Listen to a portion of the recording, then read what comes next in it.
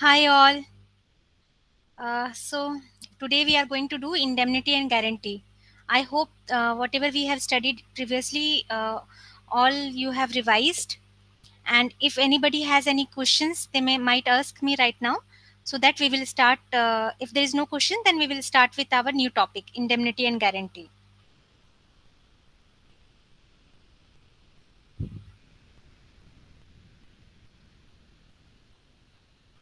Okay. So let's start with indemnity and guarantee. So what do you mean by indemnity? A contract by which one party promises to save the other from loss caused to him by the conduct of the promiser himself or by the conduct of any other person is called a contract of indemnity. So here the loss is caused by two persons, either by the promiser himself or by the conduct of any other person. What if the loss is caused by any accident? Will it amount to indemnity or not?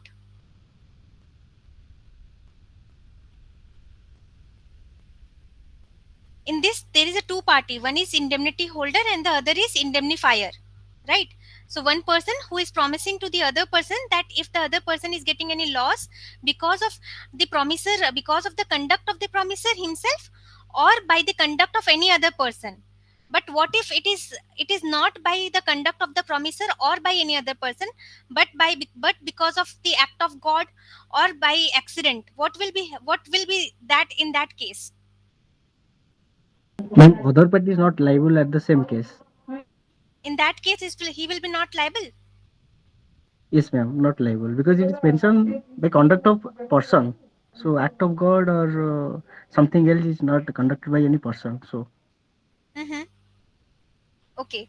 So for everybody, if I will give you an example, say for the purpose of like you are employed suppose you become a judge and you are employed now under the payroll of government. Now you want to pursue certain education abroad. For that, government has funded you all the cost, and then you have and for that reason you went to abroad and studied there. After that you are supposed to return back India and serve. But if you don't return it, then you have to reimburse that amount to the government. What is this reimbursement here? Are you indemnifying to the government?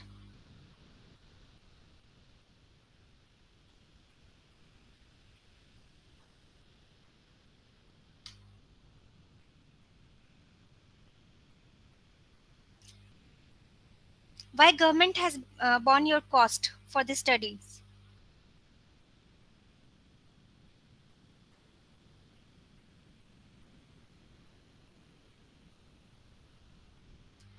अगर आप judiciary में नहीं होते तो क्या ये cost bear होता आपका? nahi, ma'am. So we have to see the terms and condition here. So suppose if अगर अगर ऐसा कोई कंडीशन है जिसमें आपको रिम्बर्समेंट करना है या फिर आपके एडुकेशन के बाद आपको ना आपको वो अमाउंट आपको एक सर्टेन ड्यूरेशन सर्व करना है या फिर that will be amounted as a training, then you have to इधर reimburse that training amount, that cost to the government. So this terms and condition has to be seen. So indemnity, for the contract of indemnity also we have to apply all the essentials of the valid contract. So the amount which you are reimbursing to the to the government, that is again you are indemnifying the that cost to the government. Right of indemnity holder when sued. So what all cost you can bear, you can recover it from the indemnifier. So all the cost, suppose if because of the promise, you've no, hello, anybody has question?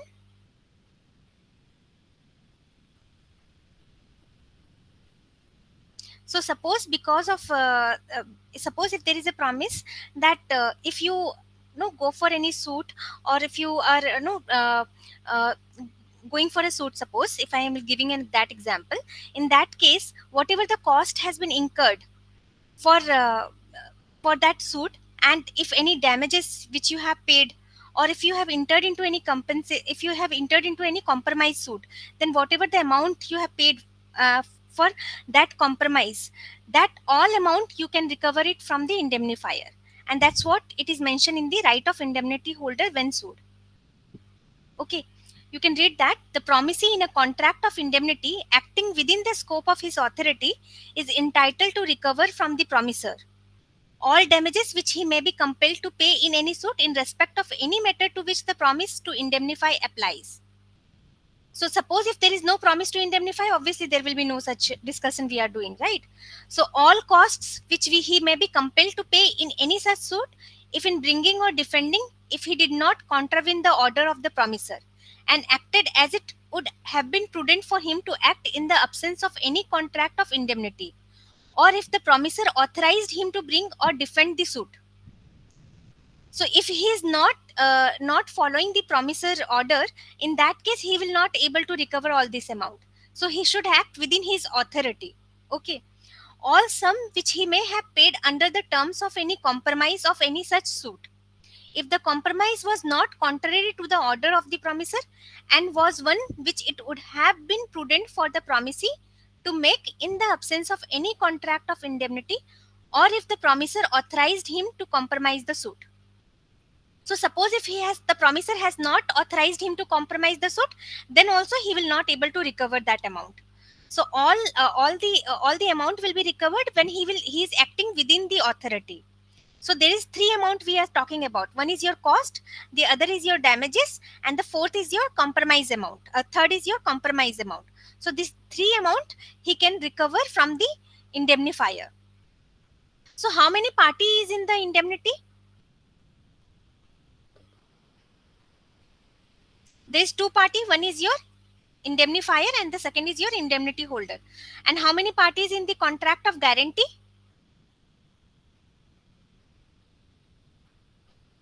Three. So what is the if I say that contract of guarantee, is there any component of indemnity by the definition which we understood here? What exactly, Ananya?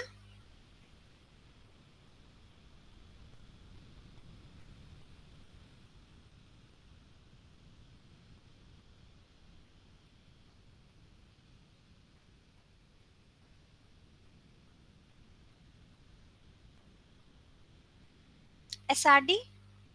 If anybody can explain me what exactly, uh, how you can say that the indemnity is there in the contract of guarantee?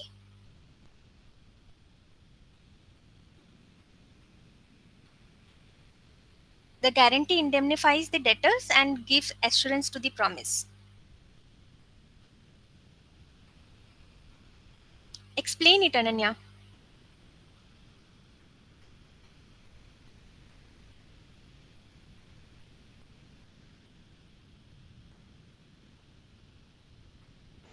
Ma'am, in the contract of guarantee, here a party promises the other party that he will perform the contract or compensate for the loss in case of default of the principal debtor. So, ma'am, here this creditor is giving assurance or is indemnifying that his the promise will be executed, and in the default of principal debtor, in his default, he himself will do, the creditor himself will do. See, there is a three parties. You need to understand that principal, debtor, creditor, and surety. Who is giving the money? Who is lending the money? Creditor is lending money to the principal debtor. Who is giving the guarantee? Surety is giving the guarantee, right? So, if the money is not paid by the principal debtor, then who will be in the loss?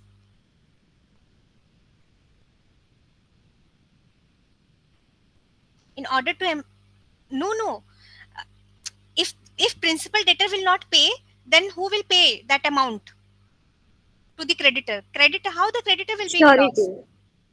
Surety has to pay that amount to the creditor. So who will be in the loss if principal debtor will not pay? Surety will be in the loss. Surety. So surety will recover the amount. That amount from whom? Principal debtor.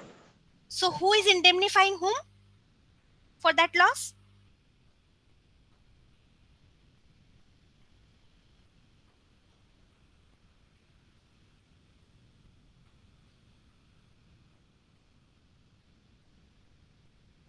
Yes, yes, SRD. So principal debtor is indemnifying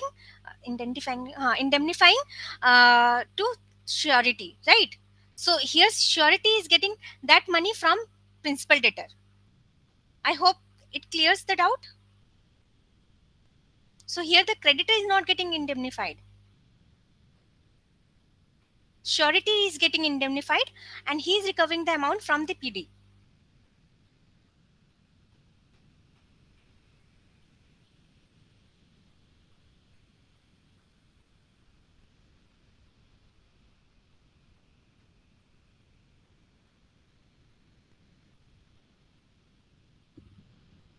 Just a minute.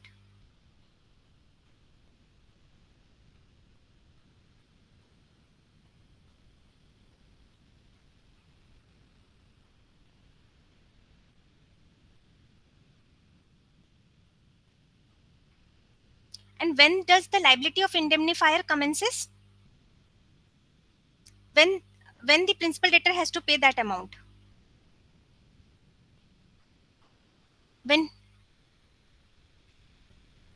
When surety will able to recover that amount from principal debtor? When principal debtor not paying to the creditor and he made default, then only the surety is able to recover that amount from PD, right? So when the loss is certain and absolute, then only, then at what time, when at what time this right of indemnity comes in, or the liability will come in? When there is an absolute loss and that amount is certain and absolute. So if suppose if I will give you an example, say से if I से that कि आपके friend को आपने किसी place में recruitment करवाया कि and that company owner is your friend, and you said that ki Mr. A, you recruit Ram, he is my friend and he is going to do very good job there, and if he is not doing the good job, then whatever the loss you are going to incur, that I will pay. So when the liability of yours will come in, when he is not performing his duty properly, and because of that the company incurred loss. So the liability will comes in only when there is certainty of loss and the amount is also absolute and certain, right? However, in case of guarantee, how many how many agreements do we have here?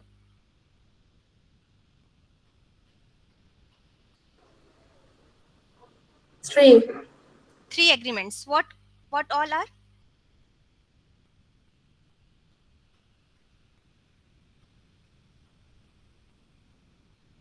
First is between principal debtor and creditor, the one who is giving debt to the principal debtor, that is a primary contract. The secondary contract is your between the creditor and the surety, because surety is giving the guarantee to the creditor that if principal debtor will not pay that amount, then he will pay to the creditor. So what is the consideration here when we are seeing that contract of guarantee, contract of indemnity, all these are contract only? So in order to be a contract, all the essential element of a contract should be there. So what is the consideration here? Yes, SRD. So the amount which here there is no direct consideration what surety is getting. Surety is receiving that creditor is giving a loan amount to principal debtor. This is a consideration to the surety. There is no direct consideration between creditor and the surety, but there is a direct relation between principal debtor and creditor, and the implied contract is between surety and principal debtor. We just seen that in case principal debtor has not paid that amount to the creditor, then in that case surety will recover that. Surety has to pay to that credit to the creditor, and that amount surety will recover it from principal debtor. So there is 3 contract here.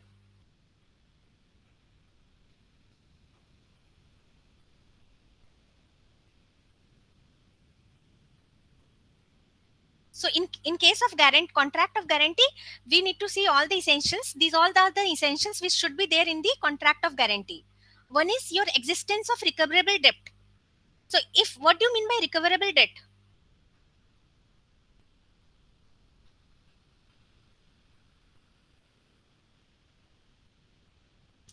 suppose if that amount is time barred, then do you think the surety has to pay that amount?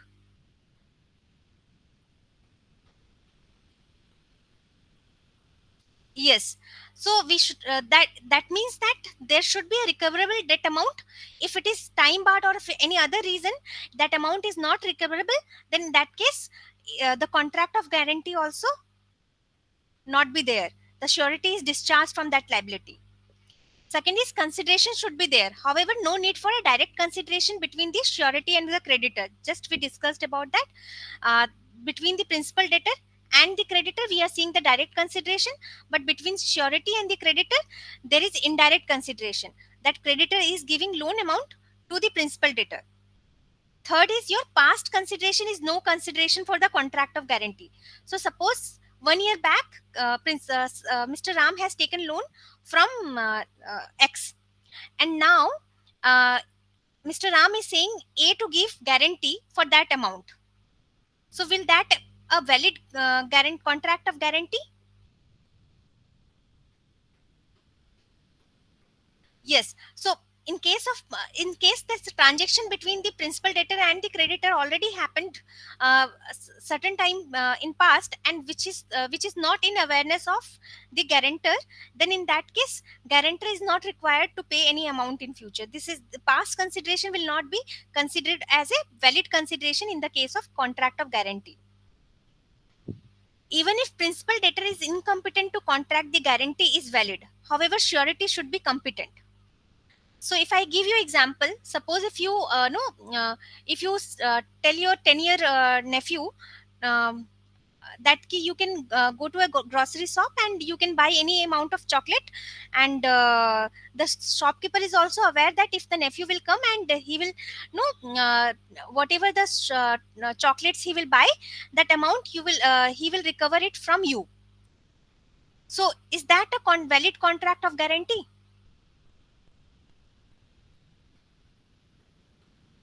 How SRD? But here that person that your nephew is a minor. Although he is minor, but there must be a consideration that, as you mentioned, that any benefit incurred by the principal debtor, is there is also a consideration. So there is no specifically mention that the Yes. principal debtor should competent. Yes. Yes. Yes, but if I will ask you for the minor, suppose if there is a only there is a if you are not aware about this transaction, or you have not informed anything such to the shopkeeper, and your nephew has bought certain chocolates from shopkeeper, and later on he is just no 17-year-old. If you I'll just give you example. After 1 year, he wanted to pay that amount, or he want to rectify that amount. Will he do that?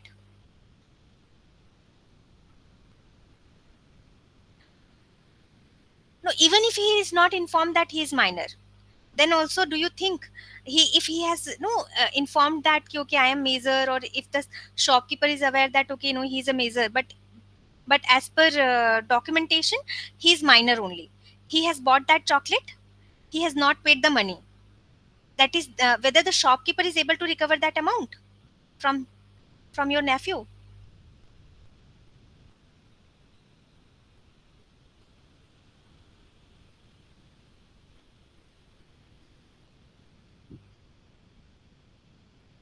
Mhm. Correct. And after 1 year, suppose yes, SRD, you have said correctly that he is not able to recover that amount, even if he is thinking that he is major, and minor has also represented himself as a major, but on document he is minor.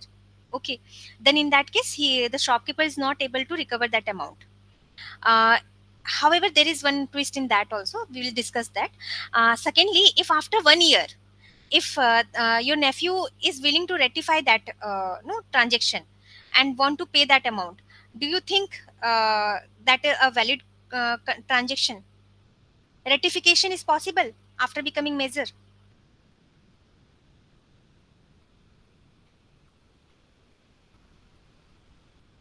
Anybody else? SRD is saying that rectification is possible once he become major. Rest of you?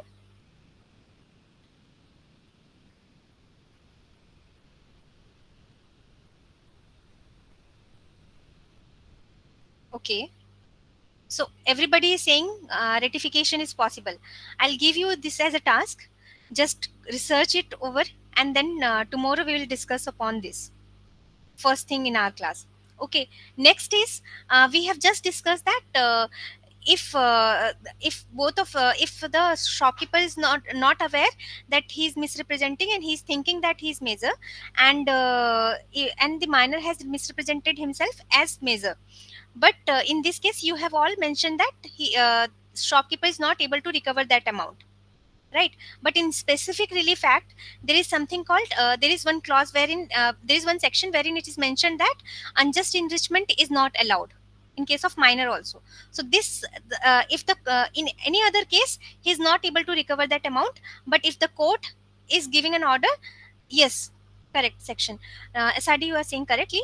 So if he is the if the court is giving an order wherein his minor is making it liable for returning that amount to the shopkeeper, then he has to. But if the court is not there, then in that case shopkeeper is not able to recover that amount. Just see that this entire discussion and research it over, and we'll again discuss tomorrow. Okay, so let's move to contract of guarantee. There must be an existing liability or promise whose performance is guaranteed. Such liability must be legally enforceable and not time barred. This also we have just discussed it. And what do you mean by legally enforceable? So suppose if there is a contract between a principal debtor and creditor wherein the object is illegal, or the consideration amount is illegal, or any promise is illegal, so any of the essential element is not there in that contract, then it is not legally enforceable. In that case, even the surety is not liable to pay that amount to the creditor. Next point is your no misrepresentation or fraud. So suppose between the principal debtor and creditor any transaction happen, and which has been misrepresented by the creditor or principal debtor to the surety, and surety is on that misrepresentation, surety has promised the amount to in case the principal debtor not pay that liability. In that case, there is two things. One is your collusion.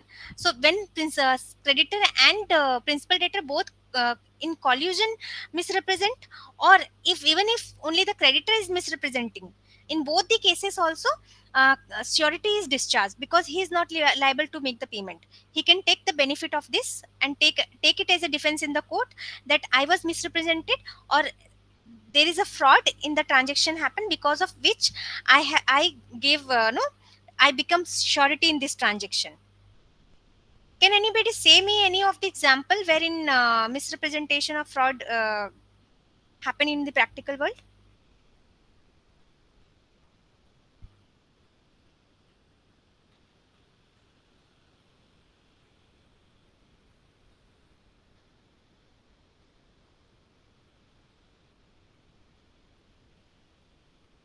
Most of you have seen that in case of no any kind of loan अगर आप ले रहे हो किसी indirect medium से, like not through bank और something, no, सो वहाँ पे आप देख रहे होते हो कि बहुत हायर रेट ऑफ इंटरेस्ट होता है.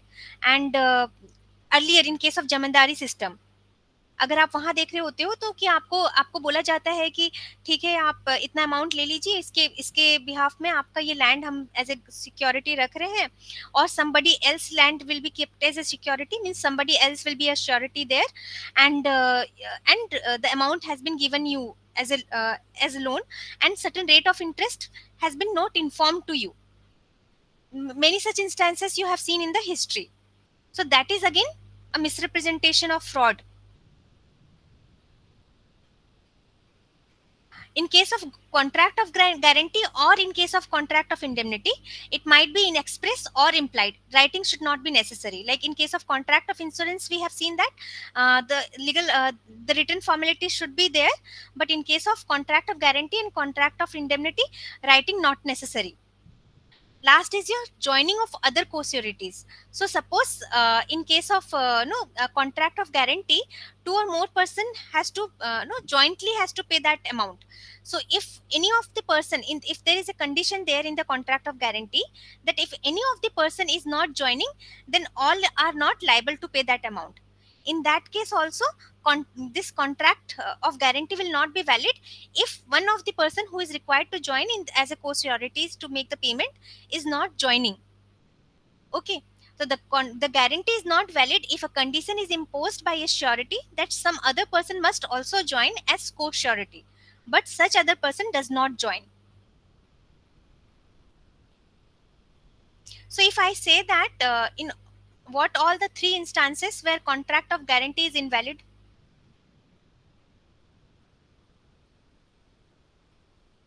we have just discussed.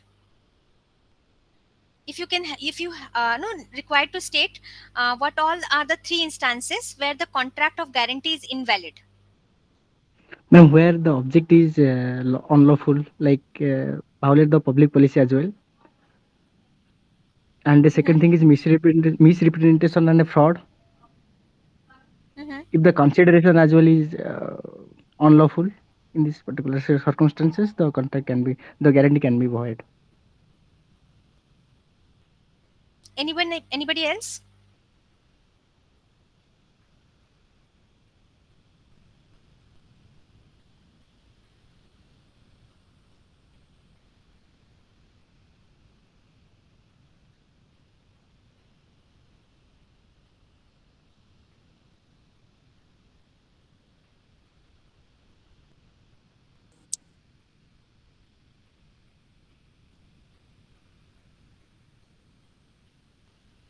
Yes, Ananya, that I think he has also mentioned that misrepresentation of fraud. So the other 2 points which you have mentioned is about essentials of the contract. So those are anyways need to be there in order to be a contract of guarantee. I am saying when the contract of guarantee becomes invalid. So one is your misrepresentation of fraud. Second is your, if I say takes this also as an example, suppose the essentials of the contract is not there, then in that case also contract of guarantee is invalid. And third point,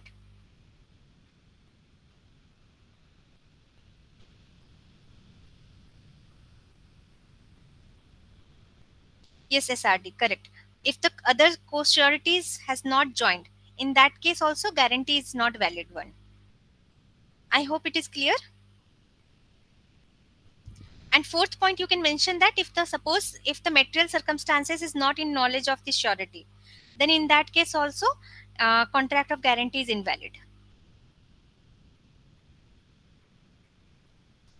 Okay. Can anybody help me to understand what is specific guarantee and what is continuing guarantee?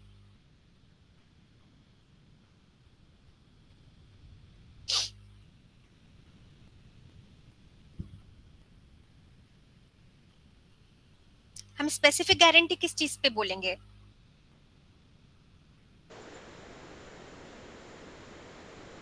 आप mic on करके बोल. Specific, ma'am, specific guarantee means it's a guarantee which is like extending to a single debt or a specific transaction, and it is discharged once it's like duly performed.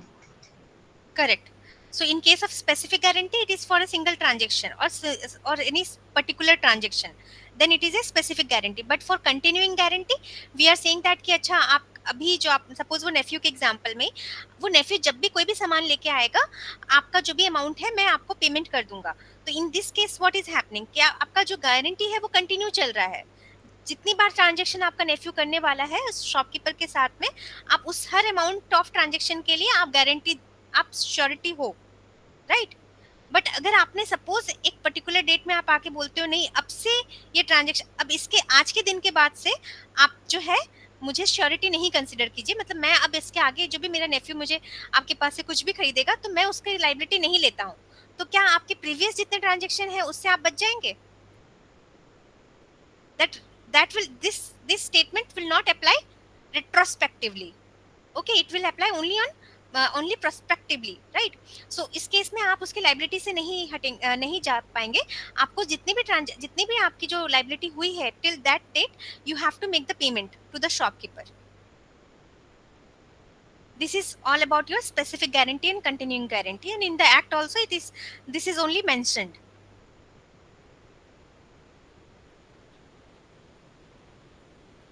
Okay, so let's discuss about contract of indemnity and guarantee में क्या distinction है. So obviously this first distinction we are all aware about. Number of parties in contract of indemnity is 2, and in case of contract of guarantee we have 3 parties. Nature of liability: liability of indemnifier is primary and unconditional, right? And in case of contract of guarantee, primary liability is with the principal debtor and the creditor. Surety has secondary liability. So why it is we are calling as secondary and conditional, because if the principal debtor will not pay, then only surety has to pay. That's why it is secondary and conditional. Time of liability: liability of indemnifier arises only on the happening of contingency. So as we discussed कि जब loss होगा तभी liability arise होती है, उससे पहले तो liability नहीं अराइज होती है। हम अगर आपको बोल भी देते हैं कि हाँ ठीक है, अगर मेरे दोस्त ने कोई भी लॉस किया जॉब में तो उसका मैं भरपाई करूंगा, तो उस केस में आपकी लाइबिलिटी तभी आएगी जब लॉस होगा। अगर उसने लॉस नहीं किया तो आपकी लाइबिलिटी नहीं आएगी। So in that case, time of liability only in case of indemnity will be only on the happening of contingency. Here contingency is there, loss हो भी सकता है और नहीं भी हो सकता है, right? Contract of guarantee में क्या होता है? Liability arises only on the non performance of an existing promise or non payment of an existing debt. यहाँ कंटीजेंसी नहीं है, यहाँ पे हमें पता है कि या तो उसने पेमेंट नहीं किया तो मेरी लाइबिलिटी है, हमें पहले से पता है, राइट? वहां पे हमें कंटीजेंसी इसलिए हम कह रहे हैं क्योंकि हो भी सकता है नहीं भी हो सकता है। यहाँ पे भी आप यू कैन से दैट कि हाँ वो पेमेंट कर भी सकता है नहीं भी कर सकता है, but that is not a contingency upon something, right? We are very much certain that कि if he is no performance जो भी प्रॉमिस है existing promise here, which what we are saying that ki he is not performing well in his office work, then in that case the liability will be there. So contract of guarantee में हम अगर देख रहे हैं तो in this case we are very much certain from beforehand that non performance of promise or non payment of the debt, then only the liability will arise. Time to act: I hope it is clear or anybody has confusion.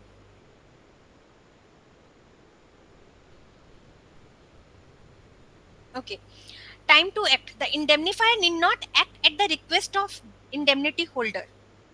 What do you mean by that?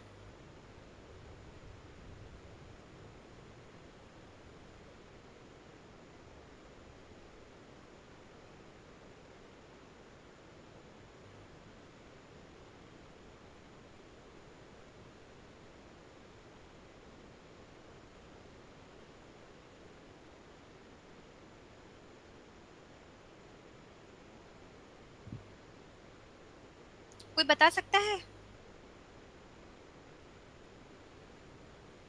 अगर indemnity holder बोलता है, suppose मान लीजिए कि because of accident कोई loss होता है और indemnity holder is saying that okay, you have to make the payment, do you think the indemnifier has to make the payment, or because of any act of god or any loss which indemnity holder incur because in that transaction, then in that case no. So we have to see that the only when the indemnifier is seeing that the terms and condition is meeting, then only the indemnifier has to act and not at the request of indemnity holder. But in case of no contract of guarantee, whenever the principal debtor is saying that okay, I am not able to make the payment, now you have to make the payment, then surety act at the request of principal debtor, because he is a guarantor, he has to make the payment if PD is not paying. Purpose: reimbursement of loss. But in case of contract of guarantee, the purpose is security of the creditor, because यहाँ पे क्या हो रहा है कि आपका creditor ने आपके गारंटर के बोलने पे ही प्रिंसिपल डेटर को कोई अमाउंट लोन में दिया है या फिर कोई प्रॉमिस उसने परफॉर्म किया है। अगर वो गारंटर नहीं होता तो आपका ये transaction between creditor and principal debtor होता ही नहीं। तो in first place creditor is getting a security from the surety, right? So this whole contract of guarantee, the underlying concept is security of the creditor. But in case of contract of indemnity, The underlying foundation is reimbursement of loss.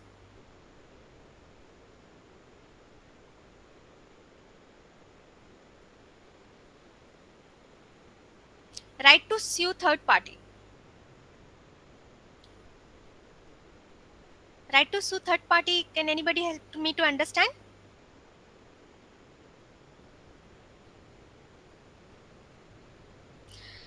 If I say, I'll give you one example. Say, आपको मैंने एक example दिया था जिसमें आपके दोस्त को आपने एक कंपनी में ज्वाइन करवाया, राइट? उस केस में अगर आपका दोस्त ठीक से काम नहीं करता है कंपनी में, तो आपको जो भी वो आपके उसके नॉन परफॉर्मेंस से ड्यूटी से जो भी कंपनी को लॉस होती है, आपको पेमेंट करना होगा कंपनी से। तो आप इस ट्रांजेक्शन में मुझे बताइए, जो लॉस अमाउंट आपने कंपनी को पे किया है, क्या वो अमाउंट आप रिकवर कर सकते हैं अपने दोस्त से?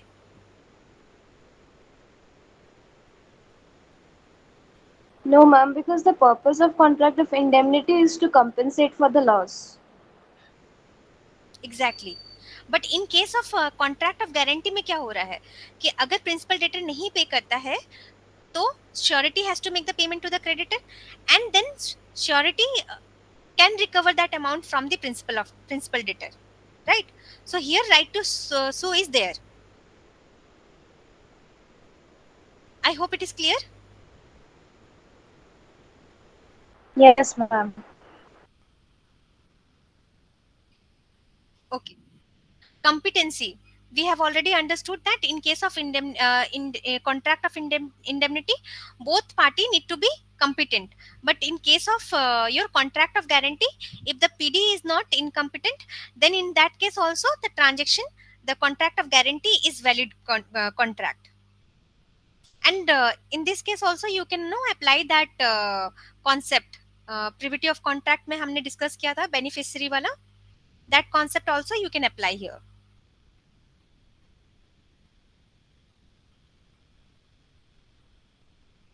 Nature and extent of surety liability.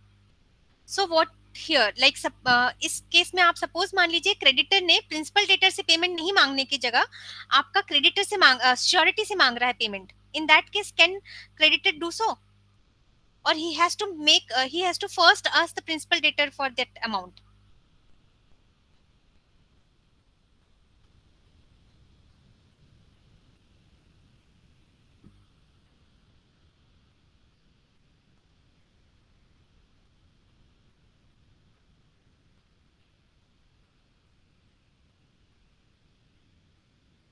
Where in which section it is written that first principal debtor then creditor?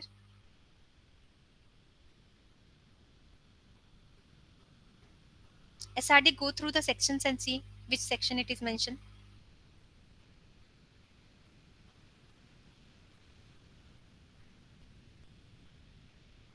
After the discussion which we are having, no, liability is secondary, that is fine.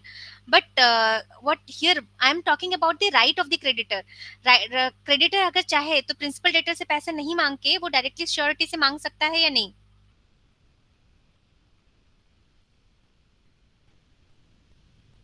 Exactly. So this means when we are saying yes he can, so it means that his the surety liability is coextensive with the principal debtor. So creditor के पास option है कि वो principal debtor से पैसे मांग ले या फिर आपका श्योरिटी से मांग ले, उसके पास ऑप्शन है. So when he has option, that means the liability of the surety and the principal debtor are both coextensive.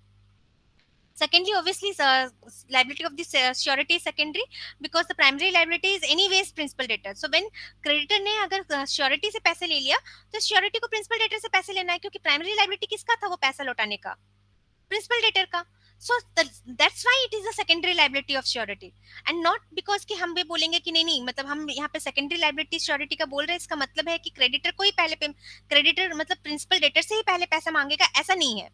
We are saying about primary secondary का मतलब ये हुआ कि प्राइमरी लाइबिलिटी जो भी है, मतलब अगर श्योरिटी ने पेमेंट दे दिया है क्रेडिटर को, तभी इस लाइबिलिटी का रिस्पॉन्सिबिलिटी किसके पास रहती है? लाइबिलिटी होती है प्रिंसिपल डेटर की ही. तो surety will recover that amount from the principal debtor because primary liability is with the principal debtor. I hope it is clear what do you mean by primary liability and secondary liability. Okay.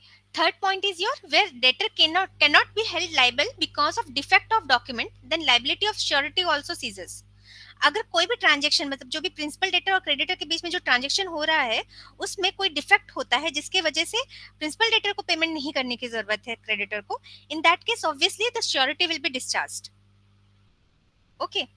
Last is your creditor may choose to proceed against surety first. This we just discussed.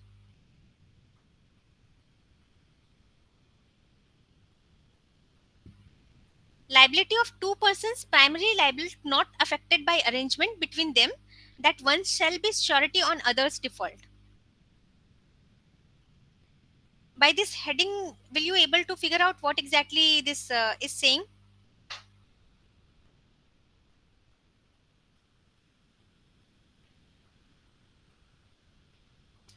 दो लोगों के बीच की जो liability है primarily liable not affected by arrangement between them, that one shall be surety on others default.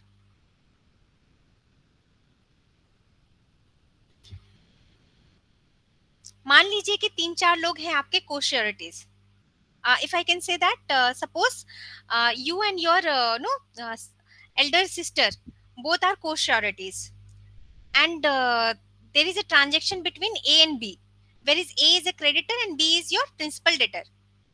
Now A has no given loan amount to principal debtor because you and your sister has agreed to be a surety in this transaction. Between you and your sister, it has been decided that if principal debtor B will not make the payment, then my elder sister, your elder sister, will make the payment. Okay, this transaction is not in knowledge of the creditor. In this case, tell me whether, from whom the creditor can recover that amount if principal debtor B will not make the payment.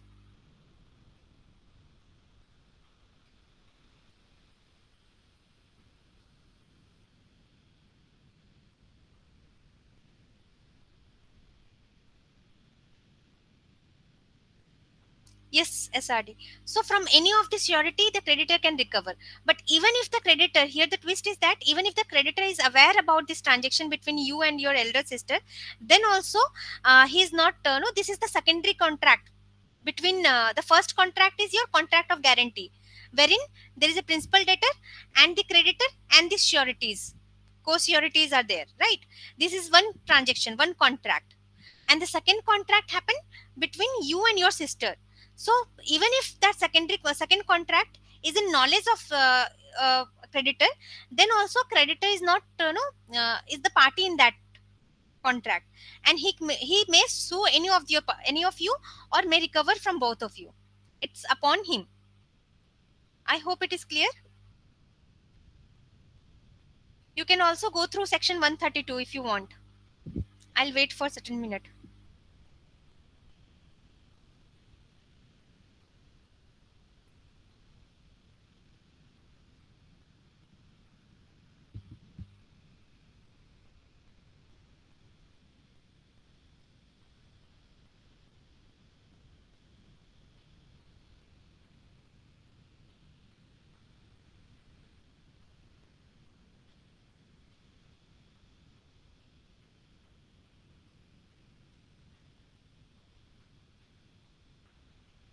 Please go through the reading, section 132.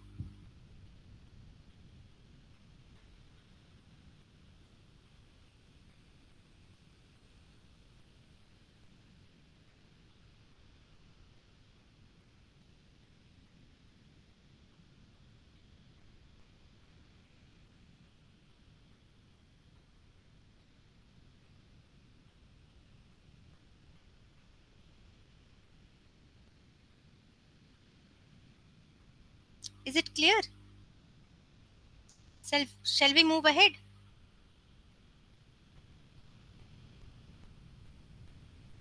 Okay.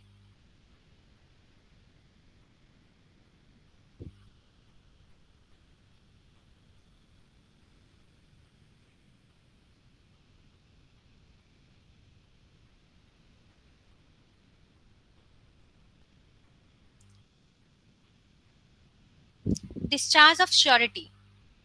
So when surety will be discharged?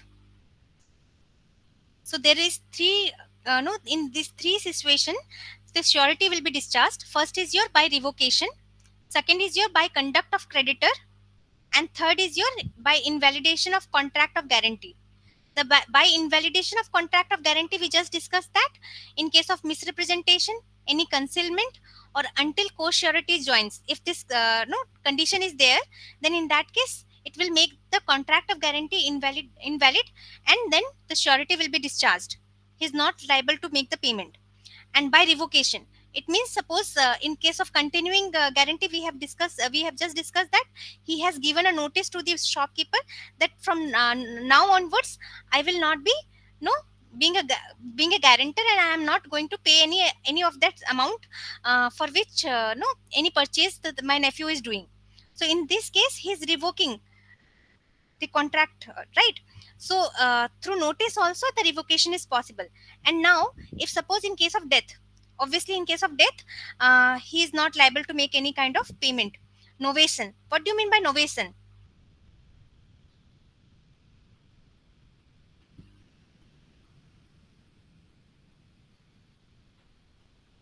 New contract, but what exactly the novation in what, क्या होता है novation के अंदर में? जब हम assignment बोल रहे हैं या फिर हम रेमिशन बोल रहे हैं, तो हम कुछ नो अंडरस्टैंड कर रहे होते हैं कि इसमें क्या चेंजेस आ रहा है. तो नोवेशन में एग्जैक्टली क्या चेंजेस आता है? एक एग्जिस्टिंग कॉन्ट्रैक्ट था, एक न्यू कॉन्ट्रैक्ट आया, this we all are aware about it. We are substituting the old one with the new one. नहीं, नया कॉन्ट्रैक्ट आया अनन्या, बट क्या सब्स्टिट्यूट हो रहा है, मतलब एग्जैक्टली क्या चेंजेस हो रहे होते हैं नोवेशन में?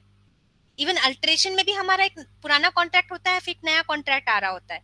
रेमिशन में भी ऐसा ही हो रहा होता है. But what exactly why this terminology is different? Then we can only say that कि एक नया कॉन्ट्रैक्ट आ रहा है. बट वी आर सेइंग ना novation, alteration, no remission. Then what exactly novation mean?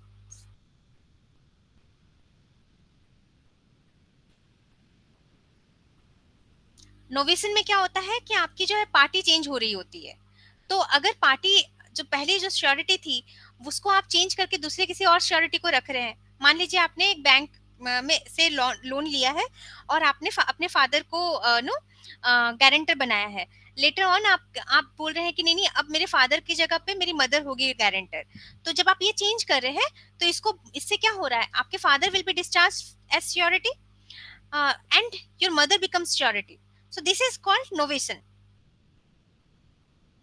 Second is your by conduct of creditor. So if between the creditor and principal debtor, suppose there is a loan amount of 1 lakh rupees. Suppose say in this example itself, if the bank has given you 1 lakh rupees as a loan and your father is a surety in this transaction, but without your father knowledge or without informing to your father, if the bank go into one time settlement and this and no, if bank say that, oh, okay, you make the entire payment of 80,000 and uh, and you will be discharged from your liability, right? So in this case what will be the transaction? Suppose if you will not make the payment to the bank, the terms has been changed. Earlier you are liable to make the payment of 1 lakh rupees, now you are liable to make the payment of 80,000. But this change in terms happened between you and bank, and your father is not aware about this transaction or this change in no terms. So will he liable to make the payment if you will not make the payment? Yes, SRD. So he will be discharged from because of the variance between principal debtor and you and bank, that is creditor, right? But suppose if he is aware about this transaction, then he is not discharged. Release of principal debtor. So if bank is releasing himself that okay, no longer you are required to make the payment, in that case surety is also discharged. Yes. So but in this case we have discussed about in our no, previous class we have discussed that suppose there is a 2-3 co-sureties and one co-surety is discharged or released. If I say one co-surety is released from the from uh, paying that amount, then in that case what about the other co-sureties? They have to make the payment, and if they are making the payment they can recover that amount. This the one who has been released is not released by the other co-sureties. So he's still liable for two other co-sureties. Is it clear, or you are confused?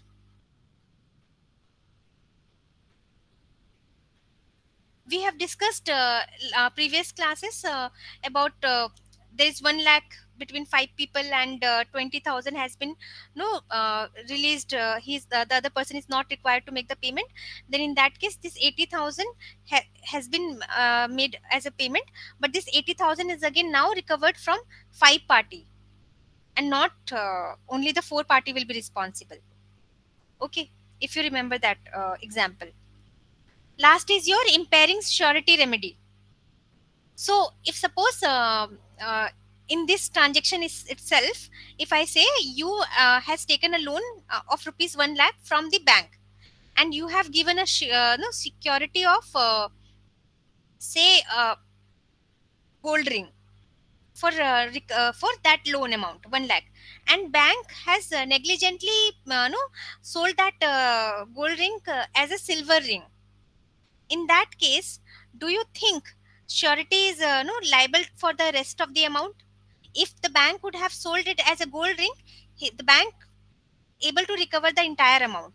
But since bank has sold it as silver ring, because of that, the entire amount has not been recovered from that security.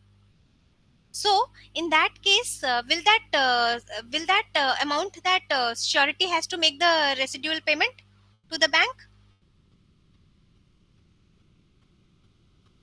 Correct, SRD. So if the creditor is impairing the surety remedy, that means suppose अगर ये amount अगर bank ने नहीं recover कर पाता, and वो gold ring नहीं sell कर रहा होता बैंक, तो उस केस में वही same secure बैंक चाहे तो वो सारा amount जो है surety से ले सकता था. तो surety has paid that entire amount of 1 lakh. In that case, what remedy surety has?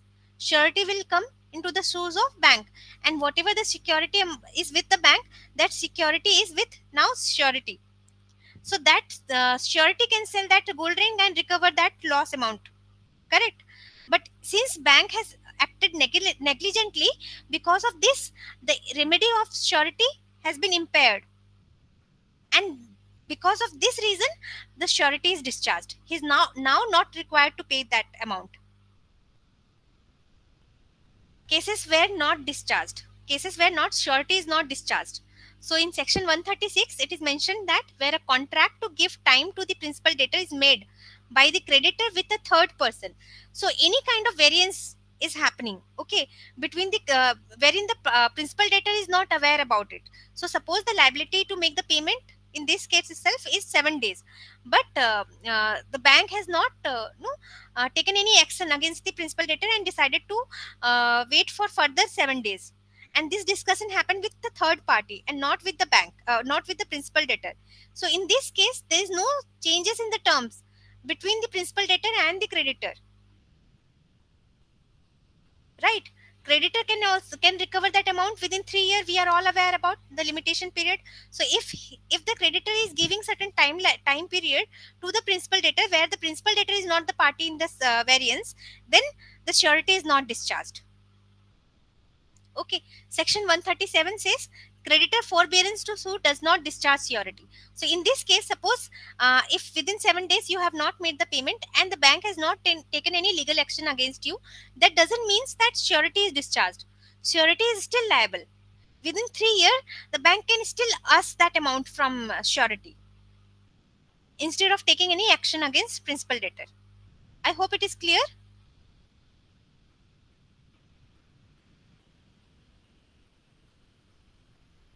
So what are the right of surety? Right against creditor, we have just discussed about the security. So if in case the creditor has taken that amount from the surety, whatever the security is with the creditor, that security, the right over that security is with the surety. So surety right to benefit of creditor's security, that this is what we have just discussed. Right to set off. So suppose you have made 20,000 as a payment to the bank. So the rest 80,000 is still liable to that 80,000 is still a liability which has to be paid by you to the bank, but you have not paid that amount.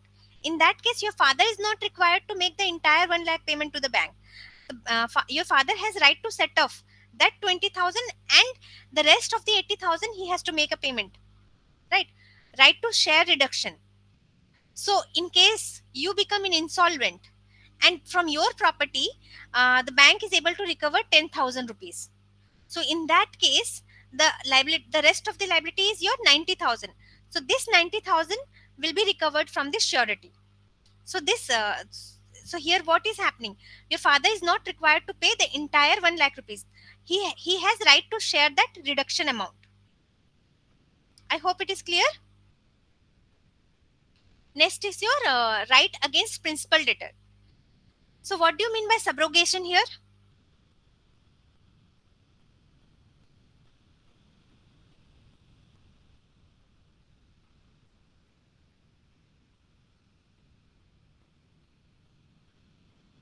In yesterday class somebody has asked me the query with regard to this.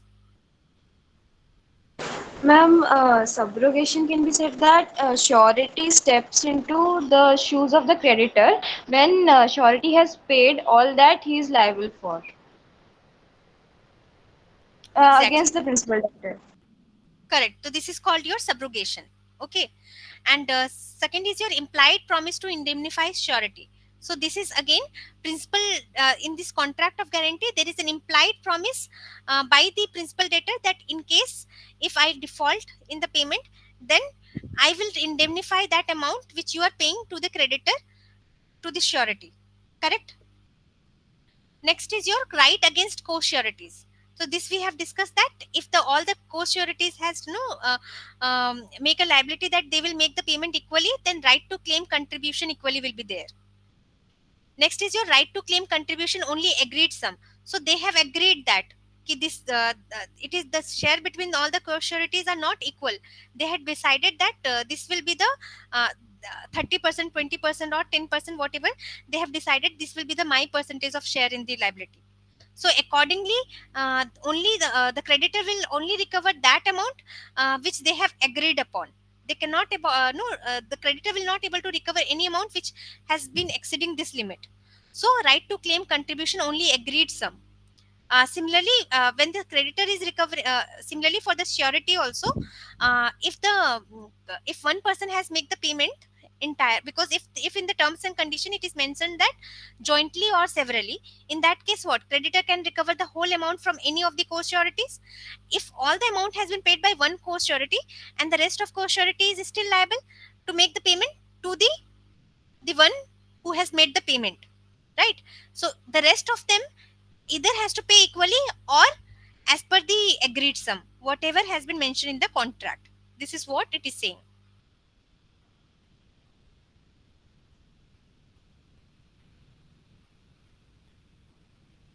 Okay. So this is the question I wanted you to write, even if we have already discussed about define contract of guarantee and contract of indemnity and state the conditions where guarantee is considered invalid. Okay. Let's see our act, whether we have covered everything or not.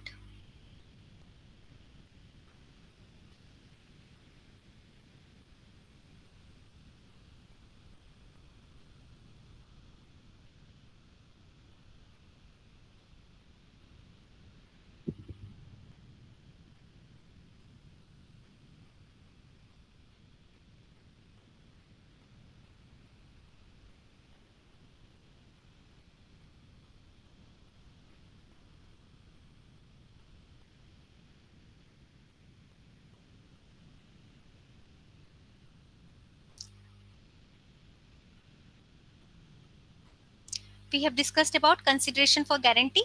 For the surety, what is the consideration? Benefit of the principal debtor. That is the sufficient consideration to the surety for giving the guarantee. Section 127.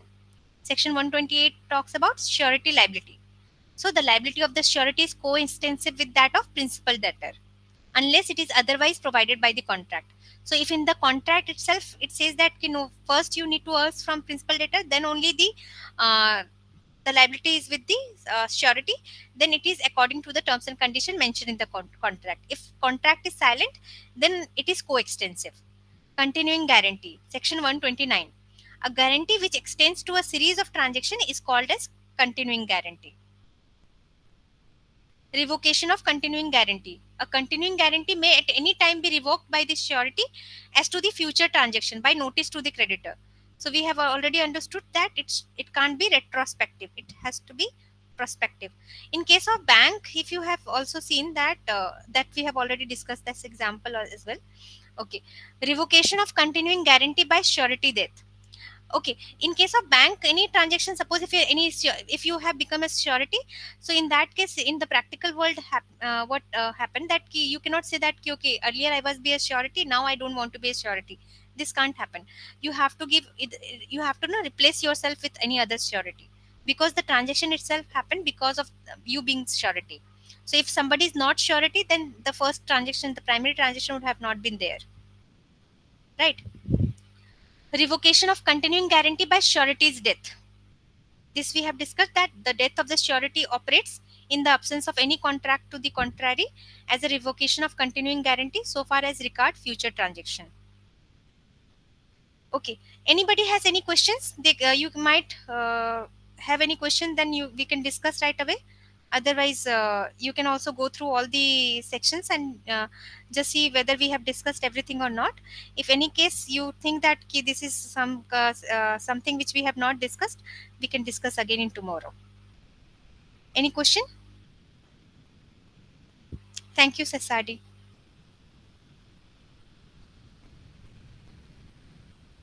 I was earlier teaching to CA students long back. So, yeah, thank you very much.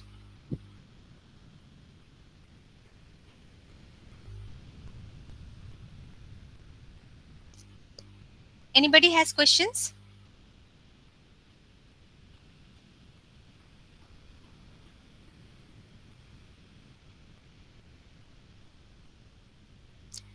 Not necessary कि आज के ही class से आपको question पूछना है, आपको कोई और प्रीवियस क्वेश्चन पूछना है या फिर कुछ और भी पूछना है, तो हमारी आज की डिस्कशन इंडेमनिटी और कॉन्ट्रैक्ट की, इंडेमनिटी और गारंटी की थी, वो हम लोगों ने आज खत्म कर लिया है.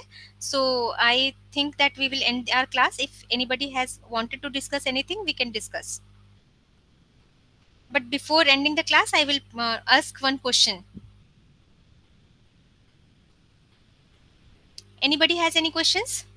Otherwise, I will ask you.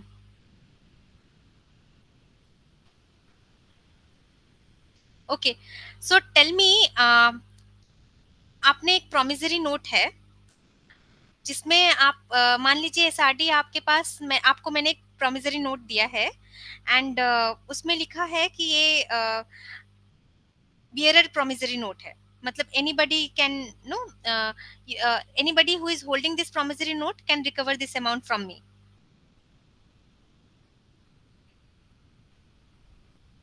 Due course ठीक है. मतलब मुझे ये बताइए कि ऐसा कौन सा ऐसा आपने प्रोमिसरी नोट अपने रियल लाइफ में देखा है जहां पे आप ऐसा देख रहे हैं कि I promise to pay to the bearer.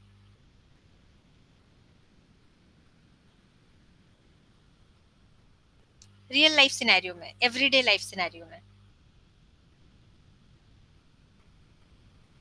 Yes Ananya, bank notes. Correct. Okay. So tomorrow we will discuss agency and then we will start with sales of good act. If you want to change in matlab like you want to know have any other act first before the sales of goods act, then we can do that also. Uh, Give me your preferences. Otherwise we will start after the agency sales of goods acts.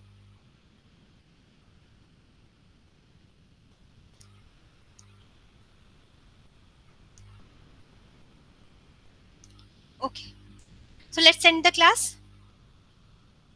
Bye. Good night.